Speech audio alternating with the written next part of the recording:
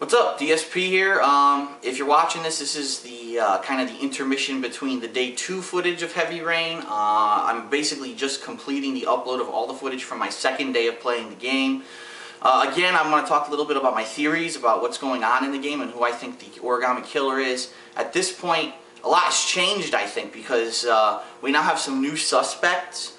For example, what the hell was his name? Gordon Kramer, the kid, I forgot his name, you know, the asshole who was at the party that Scott Shelby went and basically crashed, and basically the kid admitted to be the origami killer.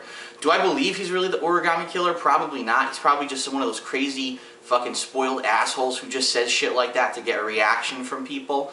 But it's kind of funny because then when Shelby went to go see his dad was like, don't investigate my son anymore. And then the big plot twist so far that I think's happened is that we found out basically there's a kid named John Shepard who died as a kid. He drowned, and he had a brother who ended up being adopted by another family, getting another name. So he could pretty much be anyone in the game at this point. And he's suspected of being the origami killer. And the reason that they do that is because, if you remember, Lauren wanted to run the listing of people who have typewriter parts, which is the same typewriter that typed all the letters of the origami killer, who bought those parts and corresponded with people who got Origami magazine subscriptions. And it was her idea. And when they did that, they found his name John Shepard, which is the name of the dead kid. So they think that the real origami killer's been using his name as an alias. The other twist here is that I'm really stumped about Scott Shelby. I don't know if he's the killer now or not. I kind of see things that say he is, and I see things that say he isn't. Like, for example, when they were at Manfred's store, which was like the antique clock and typewriter store, he gets killed, Manfred, and you know it wasn't Scott Shelby because he was in the room. You were controlling him at the time. You know it couldn't have been him.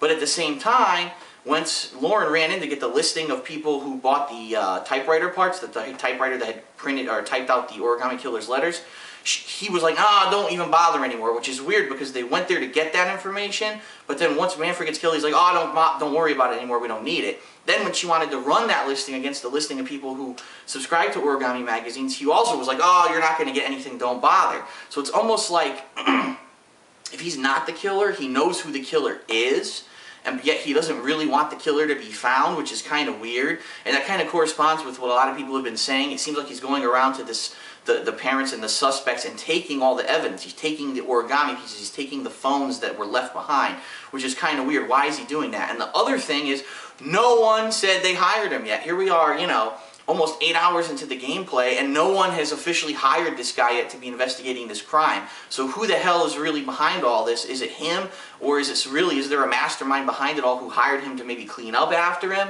Who knows? But really, I don't suspect that it's the Kramer guy, the Kramer kid, who's the killer. I think that's just a red herring, and I really would like to see why the father of Kramer went to the grave of the dead kid, John Shepard, and put the flowers on it. That's really weird to me. I don't know why that happened. It's almost maybe he got paid off to do it, or maybe it's some weird thing going on, but I really don't think they're involved in the whole thing.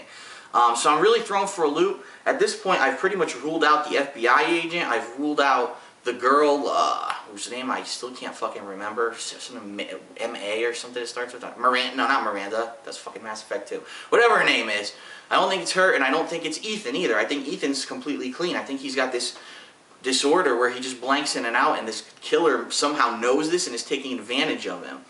So, really weird. I'm kind of really confused. My head's all bouncing around. I don't really have any clear idea of what's going on right now in the game.